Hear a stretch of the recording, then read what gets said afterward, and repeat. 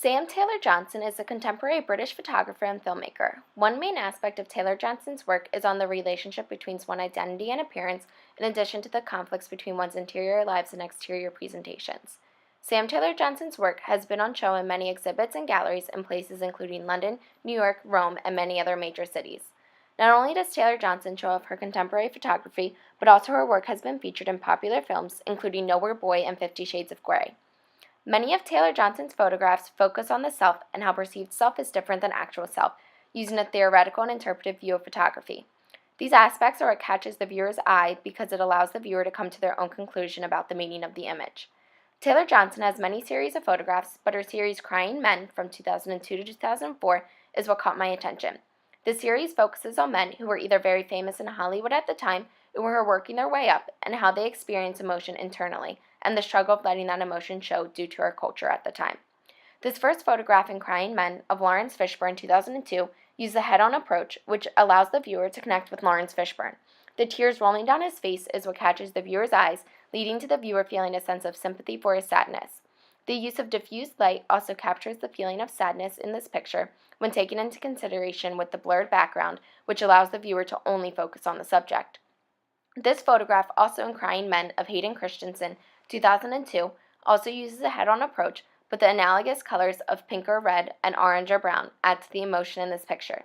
Since red is a very emotionally rich color, it evokes the feelings of danger and energy in this photograph as Hayden Christensen has dark bags under his eyes and tears rolling down his pale face. The use of bottom lighting in this photograph of Michael Pitt, Crying Men 2004, creates an uneasy feeling for the viewer and makes the viewer wonder what Michael Pitt is thinking about.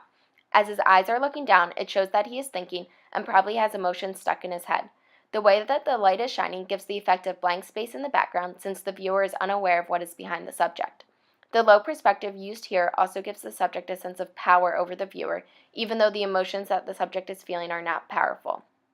Sam Taylor Johnson also has a series titled Self-Portrait Suspended from 2004, where she photographed herself being suspended to give the feeling of being between life and death. These pictures use soft lighting to accentuate the feelings of self-conflict of the subject. The viewer can come to the conclusion that the subject is having an identity crisis, but the combinations of theoretical and interpretive approaches that Taylor Johnson takes allows freedom for the viewer to think about what the internal conflict is and how it will be solved. The use of props adds to the effect that Sam Taylor Johnson's suspension gives because the viewer is unsure of how she is floating midair, and it gives a scare to the viewer that the subject will come crashing down. However, the series also evokes a calm feeling due to the monochromatic white colors, which helps the viewer feel at ease.